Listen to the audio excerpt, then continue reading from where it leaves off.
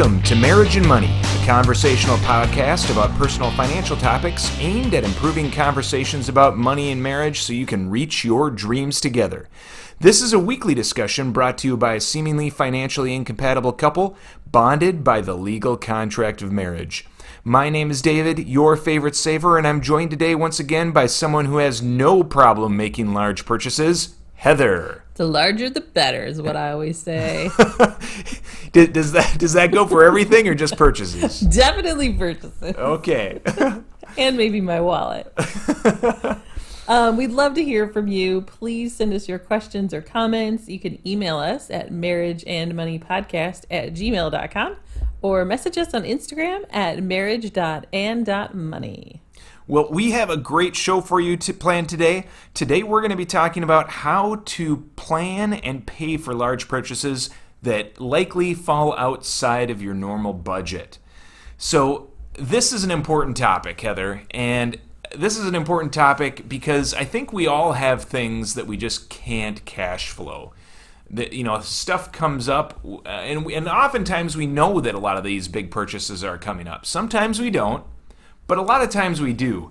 And if we are thinking like eventually we know we're going to need to buy another car, for example, we need to make sure we have a plan so that we aren't paying for that major purchase with debt. Yeah, that's what I was just going to say. I think a lot of people might be like, well, what's the big deal about cash flowing things? Because, ta-da, I always have these credit cards in my wallet, so I can just pull these out at a moment's notice. I don't need a plan. Or I have all this equity in my home. I can just take out a home equity line to do that major improvement. What's the harm in that? Exactly. So this might be a little weird to some people who haven't really, that's always been their method or go-to for how to make these purchases. But we want to give you a better solution than being stressed about using debt, right? To pay for those.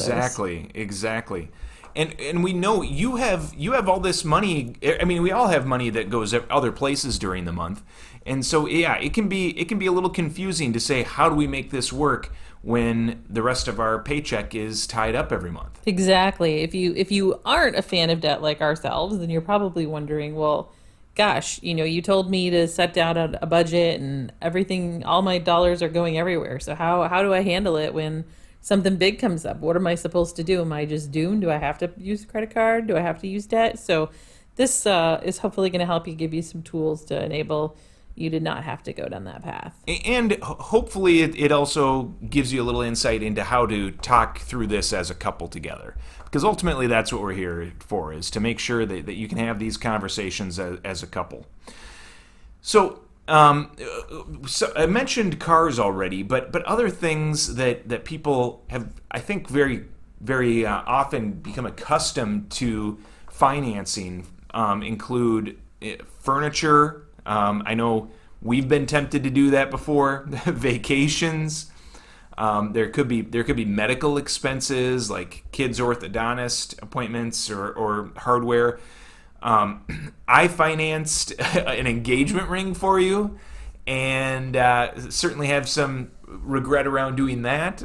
Yeah, I was just going to say, I mean, we have done this, and we actually did it with furniture, if you don't recall, as well, when we bought our bedroom set. Oh, did we? I forgot about that. We used a 0% down kind of year or 2 years, I don't remember, for, zero financing. So we've done it as well, and because that's what we did. We didn't have cash, and we didn't want to put it on a credit card, so we thought, hey, we'll just use these financing opportunities to help us get these big purchases because we want it now and we're going to go get it. Well, and especially when you look at, even if it's not something that you want now, or I mean, if it's not something that if it's something you could pay for now, so like with the furniture, I think we probably could have paid for it right then, but we looked at it and we were like, oh, 0% financing, why would we not do this? We'd be stupid not to take their money for a year or two at 0%, right? Right, you'd be dumb not to, exactly. We're not idiots. So anyway, that was the approach, that was the thought at the time, and it's just so tempting to do so, and then this stuff can be paid either with in-store financing, or they might be credit cards, and sometimes you can even transfer your credit card balance over to a new card at 0 or very minimal percentage interest, which makes it incredibly tempting to do these things.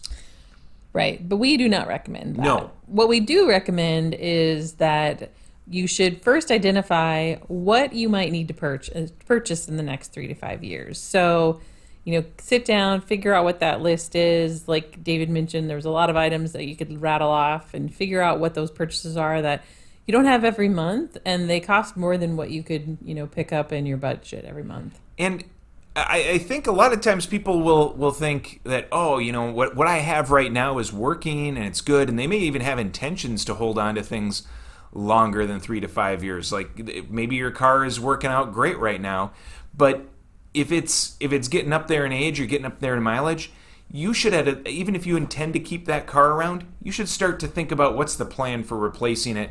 Not that you have to replace it, but have a plan and be ready to replace it when the time comes. Yeah, I mean, this list, where does this list end? It could go on for quite a while. So you need to think about what are the M&Ms and the big items that you need. These aren't just your wish list of everything you want to buy, but like David said, cars don't last forever, so you can be aggressive on the timeline or whatever just so that you are planning for it. Right, and you need to identify how much. So the process to do this is really identify how much you intend to spend.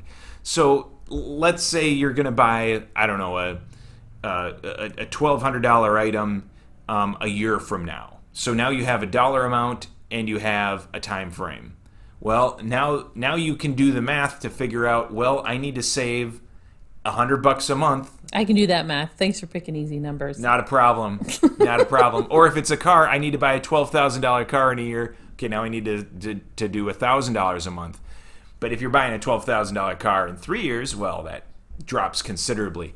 But the point is that now you have a clear goal on what you need to accomplish in order to start working that into your budget, so it's not this big thing that hits you hard later that you need to finance. Right, and it can be multiple things, like we said. It could be the kids' braces. It could be a car. It could be a bunch of things. So you may want to have separate accounts for these different purchases, or you can do it all in one, but you need to be tracking it. So, for example, we have a couple accounts. We have a separate account for our vacation fund, because we do like to go on vacation and we spend a decent amount of money, and there's kind of a lot of ins and outs depending on the trip. So it's just easier to have that in a separate fund. So we put so much away every month in our vacation fund and feed it and pull from it. We also have a separate account for our property taxes, home insurance, and car insurance. So there's a few things in there, but it's basically taxes and insurance. So we kind of add them all up. Like we said, David gave the example. We add up multiples of them, divide by 12, and put it in a separate fund. So we have a couple funds, but again, you don't need to. You can just have one fund if you want, but just make sure if you do that you're tracking what is going in and what is coming out, so you don't get off schedule or off track of what that fund is for. And I think you made a really good point in that we determined that we wanted to have these separate accounts in instances where we foresaw a lot of ins and outs happening, where we foresaw a lot of either small things coming out of that account or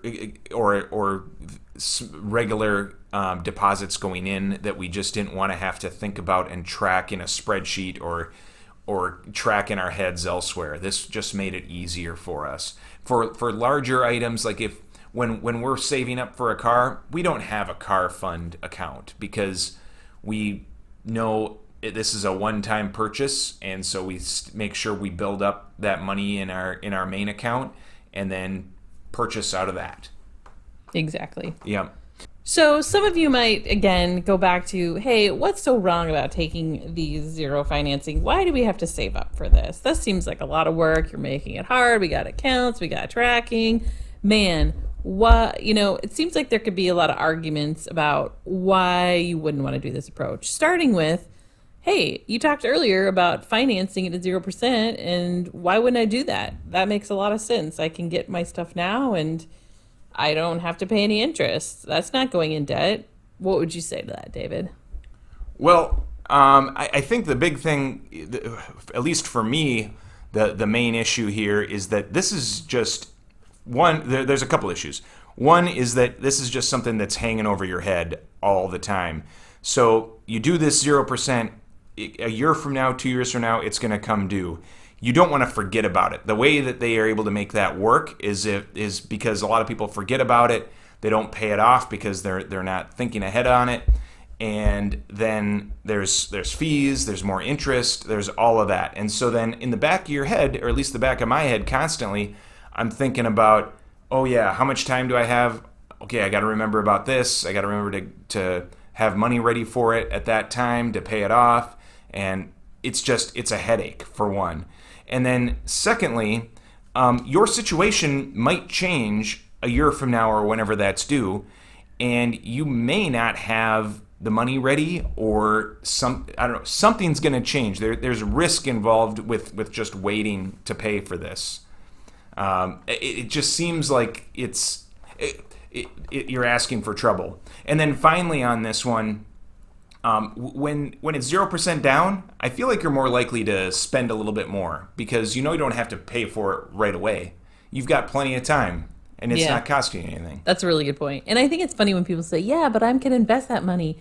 But how often do people really invest it? How often do people really have the money and they're investing it versus they're just kind of borrowing now because they don't have it? So, I think there's a lot of, it's just the riskier way, right? It's like, if you got the money, then just pay for it. To your point, don't stress about when's it coming due and knowing that you've got to have this large amount due at some point. It's just the easier, simpler, less risky. Yeah, it's just, and I know this is normal. This is what everybody does. And there's just this whole piece around how a lot of people will say, oh, well, nobody can pay cash for this item. I know I'm buying all this furniture, but nobody can do this.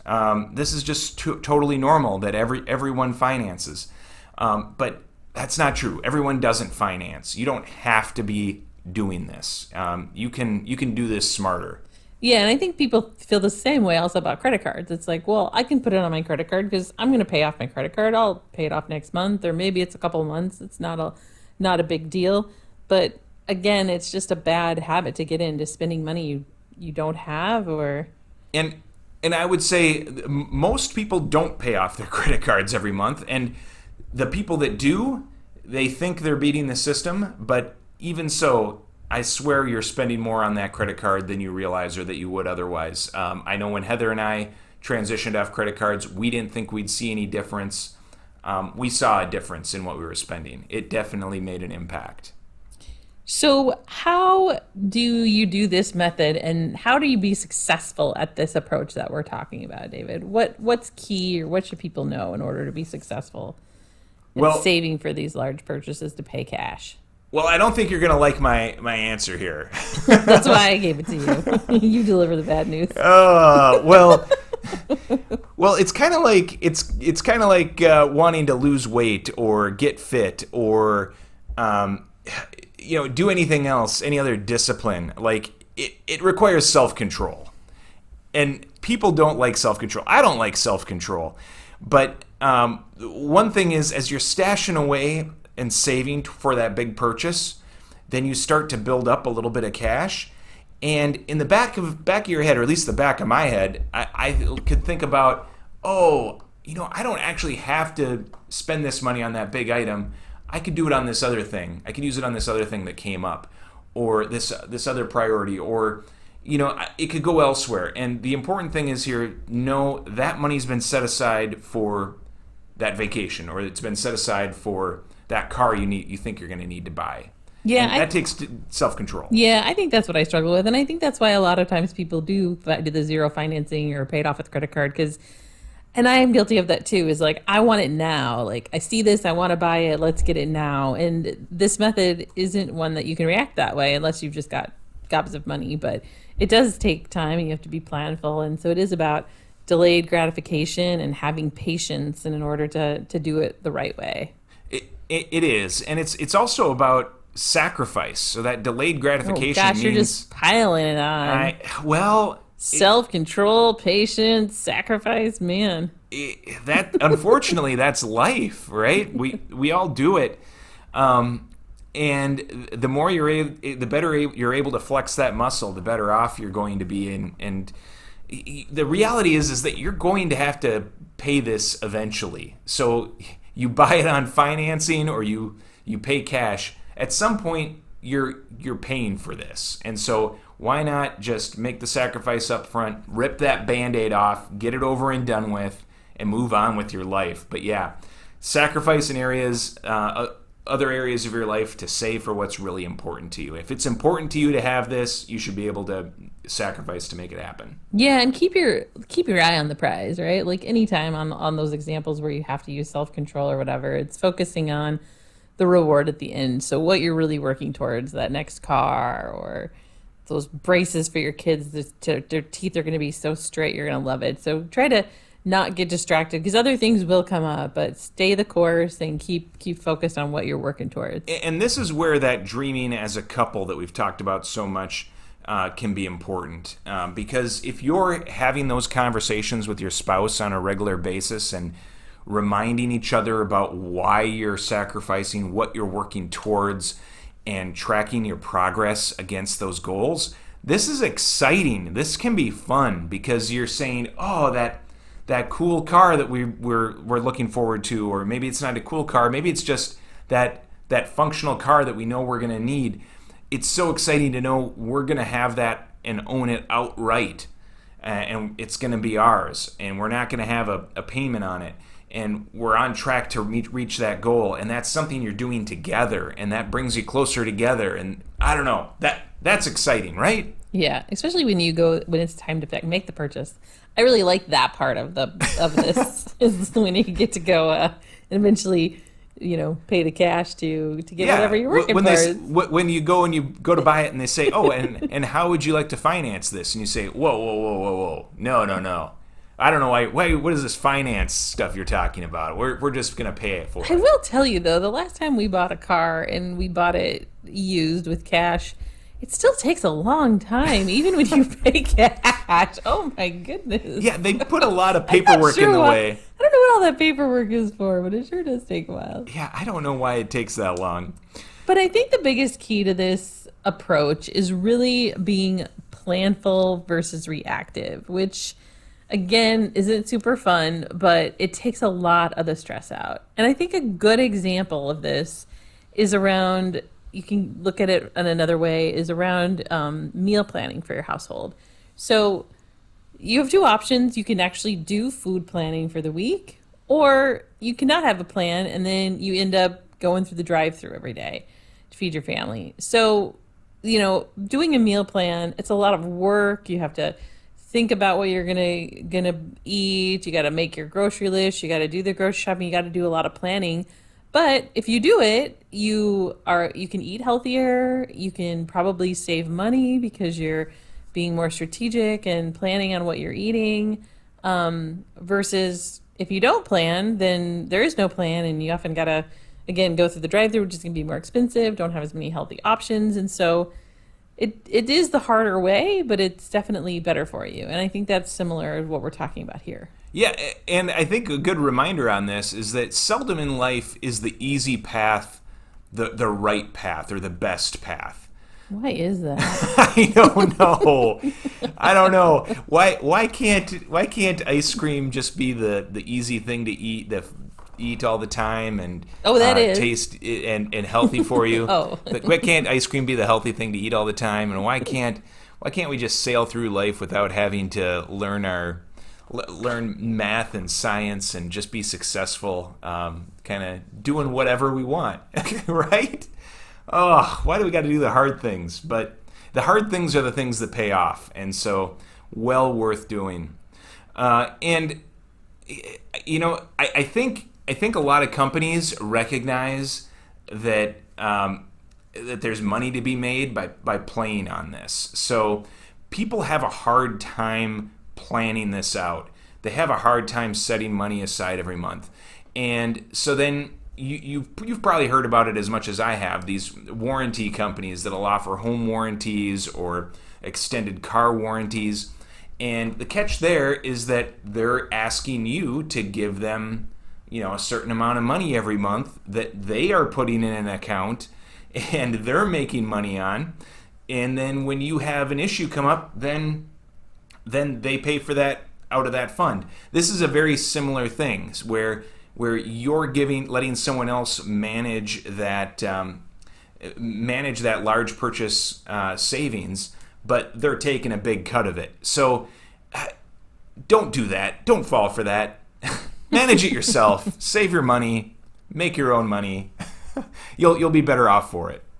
And this may not sound like a fun way of doing these purchases, and it's not, but I think really it comes down to, some questions. Are you fed up with always being reactive, like always having these surprises come up that are stressful? How are you going to make that big bill? How are you going to pay for it? Not knowing how you're going to buy that next car that you're going to have to buy. Cars don't last forever.